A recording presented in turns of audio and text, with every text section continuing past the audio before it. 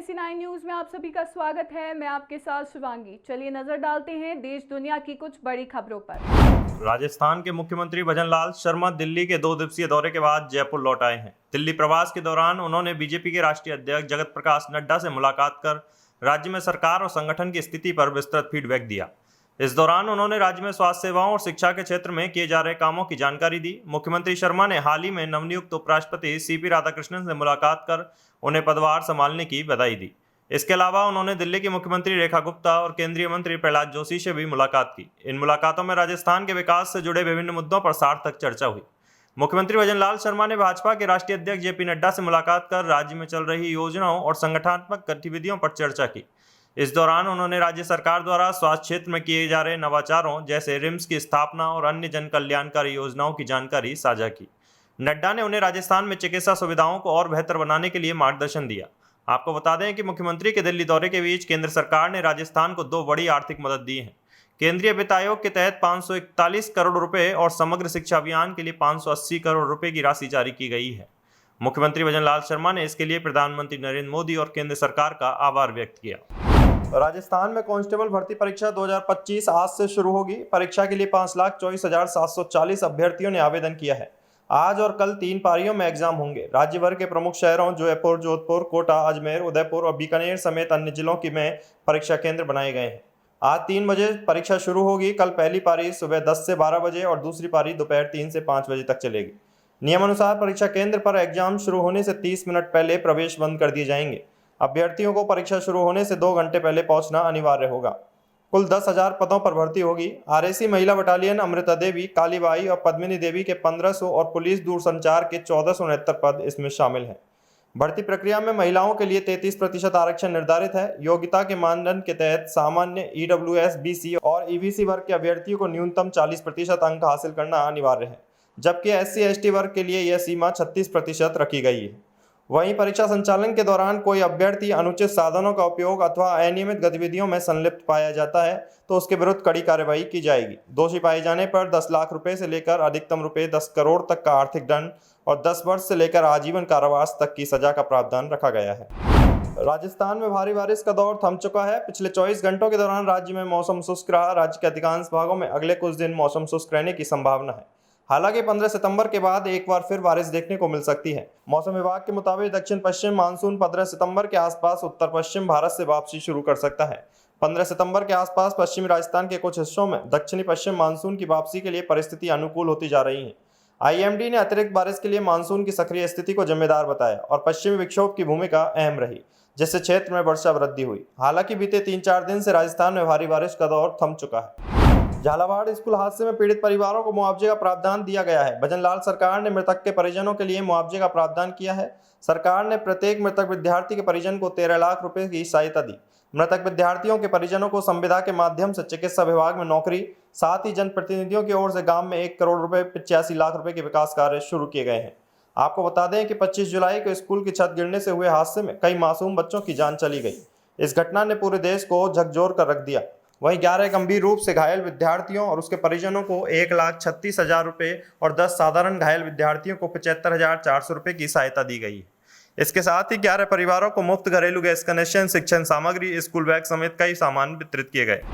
राजस्थान में नागौर से सांसद हनुमान बेनीवाल ने जयपुर में सरकारी आवास खाली करने के नोटिस को राजस्थान हाईकोर्ट में चुनौती दी है। बेनीवाल का कहना है कि संपदा विभाग की कार्रवाई में नियमों का पालन नहीं हो रहा और उनके साथ अन्याय किया जा रहा है। हाईकोर्ट में अगले सप्ताह इस मामले पर सुनवाई होने की संभावना है। हनुमान बेनीवाल पर जयपुर के ज्योतिनगर में विधायक फ्लैट और जालूपुरा में विधायक बंगले पर कब्जा रखने का आरोप है। सरकार ने उन्हें 1 जुलाई को आवास खाली करने का नोटिस जारी किया था। इसके बाद 4 और नोटिस भेजे गए, लेकिन बेनीवाल ने अब तक आवास खाली नहीं किया। उनकी याचिका में कहा गया है कि संपदा अधिकारी जल्दबाजी में कार्रवाई कर रहे हैं और उनके आवेदनों को अपमानजनक टिप्पणियों के साथ खारिज किया गया।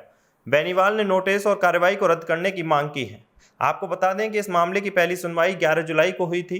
बेनीवाल का कहना है कि वे नियमित रूप से किराया दे रहे हैं और किसी नियम का उल्लंघन नहीं किया। उन्होंने इस कार्रवाई को राजनीतिक प्रतिशोध करार दिया। उनका दावा है कि प्राकृतिक न्याय के सिद्धांतों की अनदेखी की जा रही है। सरकार ने नियम तोड़ने के आरोप में पुखराज गर्ग और नारायण बेनीवाल की विधायक पेंशन भी रोक दी है। वहीं हनुमान बेनीवाल को सांसद के रूप में वेतन और अन्य सुविधाएं मिल रही हैं। इस पूरे विवाद ने राजस्थान की रियासत में हलचल मचा दी है। राजस्थान में इस बार बहुत भारी बारिश हुई, जिसके कारण किसानों की फसलें खराब हो गई, जिसके लिए सरकार किसानों को अपनी फसलों का बीमा दे रही है, जिसमें यह शर्त है कि प्रधानमंत्री फसल बीमा योजना के तहत अब किसानों को फसल नुकसान की सूचना 72 घंटे के भीतर देना अनिवार्य है। ऐसा न करने पर बीमा का लाभ नहीं मिलेगा। यह नियम खेत में कटाई के बाद सुखाने के लिए रखी फसलों पर भी लागू होगा, जो प्राकृतिक आपदाओं से खराब होती हैं। जयपुर जिला परिषद के संयुक्त निदेशक कैलाश चंद मीना ने बताया कि खरीफ 2025 में जिले की अधिसूचित फसलों में मूंग, मूंगफली समेत अन्य फसलें शामिल हैं। इन फसलों को सूखा, बाढ़, जल भराव, बिजली गिरने या प्राकृतिक आग से नुकसान होने पर बीमा मुआवजा मिलेगा। कटाई के बाद सुखाने के लिए रखी फसलों को चक्रवात, बेमौसम बारिश या ओलावृष्टि से नुकसान होने पर व्यक्तिगत स्तर पर नुकसान का आकलन होगा। सरकारी कर्मचारियों को अवमानना, दुर्व्यवहार और मानहानि जैसे अपराधों के लिए अब 15 तरह की सजाएं तय की गई हैं। राजस्थान हाई कोर्ट से सलाह के बाद गृह विभाग ने अधिसूचना भी जारी कर दी। BNS 2023 के तहत सजा के प्रावधान तय किए गए हैं। इनके मुताबिक सामुदायिक सेवा, पौधारोपण, दफ्तर की सफाई, पार्कों का रखरखाव, लाइब्रेरी में सेवा जैसे काम शामिल हैं। सामुदायिक सेवा में 8 से 244 घंटे तक की सजा का प्रावधान किया गया है। अधिसूचना जारी होने के साथ ही यह तत्काल प्रभाव से लागू भी हो गई। गृह विभाग के मुताबिक सामुदायिक सेवा की सजा के तहत अपराधी को समाज के फायदे के लिए बिना किसी वेतन के काम करना पड़ेगा।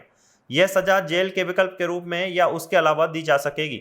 इसका उद्देश्य अपराधियों का पुनर्वास, सुधार और उन्हें समाज के लिए कुछ योगदान करने का मौका देना है। इसके अलावा कोर्ट की तरफ से कोई अन्य सामुदायिक सेवा की सजा दी जा सकती है, जिसे सक्षम अदालत उचित समझे। राजस्थान को पर्यटन के क्षेत्र में दुनिया का सबसे आकर्षक बनाने की दिशा में एक बड़ा कदम उठाया गया है। जयपुर के सिटी पैलेस में राजस्थान डोमेस्टिक ट्रैवल मार्ट 2025 का भव्य उद्घाटन हुआ। Federation of hospitality and tourism of Rajasthan और राजस्थान पर्यटन विभाग के संयुक्त आयोजन में शुरू हुए इस 3 दिवसीय कार्यक्रम में परंपरा और आधुनिकता का अनोखा संगम देखने को मिला। उप मुख्यमंत्री दिया कुमारी ने उद्घाटन समारोह में कहा कि राजस्थान को देश ही नहीं बल्कि दुनिया का नंबर 1 पर्यटन स्थल बनाने का सपना सरकार का है।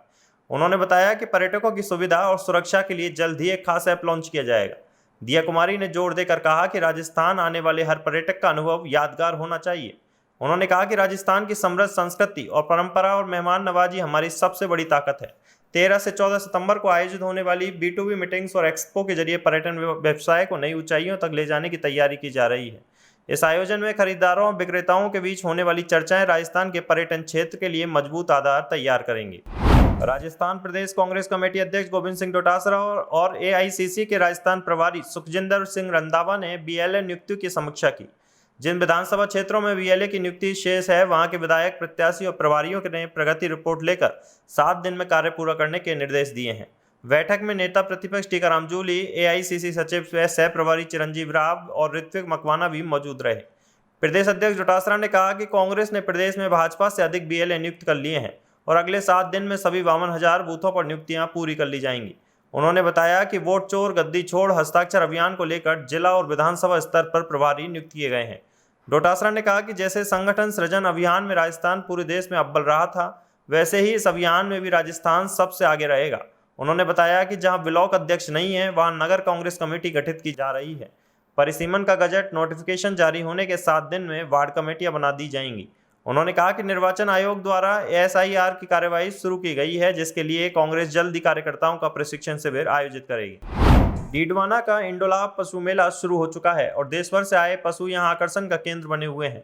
नागौरी नस्ल के बैलों के लिए मशहूर यह मेला इस बार एक खास मेहमान की वजह से सुर्खियों में है। यह मेहमान कोई और नहीं बल्कि मुर्रा नस्ल का भैंसा बलवीर है, जिसे देखने के लिए लोग दूर दूर से आ रहे हैं। बलवीर नाम का यह भैंसा पर्वतसर के वर्णेल गांव के शिक्षक डूंगाराम का है। डूंगाराम इसे हरियाणा के भट्टू कला से 3 दिन की उम्र में लेकर आए थे और अब बलवीर 33 महीने का हो चुका है। जब ये 26 महीने का था तब एक डेयरी मालिक ने 10 लाख रुपए की बोली लगाई थी, लेकिन मालिक ने बेचने से इनकार कर दिया। डूंगाराम का कहना है कि उन्होंने बलवीर को अपने बच्चे की तरह पाला है और उसे बेचने की मंशा नहीं रखते। बलवीर का शरीर चमकदार, चिकना और सुडौल है। साथ ही इसका रौब भरा चेहरा भी लोगों को आकर्षित करता है। इसका वजन लगभग 8 से 10 क्विंटल है और इसे संभालने के लिए एक बार में 5 लोगों की जरूरत पड़ती है। इसकी सेहत बनाए रखने के लिए इसे बाजरा, गेहूं, देसी घी और तिल्ली के तेल की विशेष डाइट दी जाती है।